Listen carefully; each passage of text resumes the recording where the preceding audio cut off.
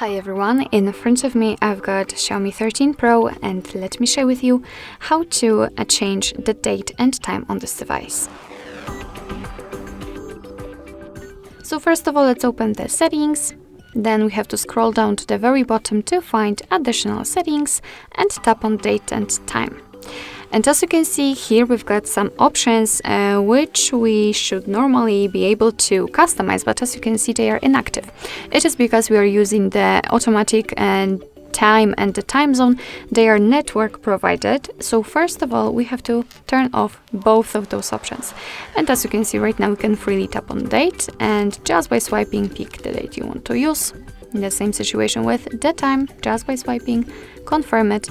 As you can see, it will immediately appear on the status bar. Here we can also pick the time zone, just tap on the region and find something from the list. After finding, tap on it, for example this one. As you can see, it will be immediately applied, and be aware that if you've got any if you will change the time zone manually, then the time will also change according to it. So you cannot prevent it. So it will always be changed. The time is affected by the time zone.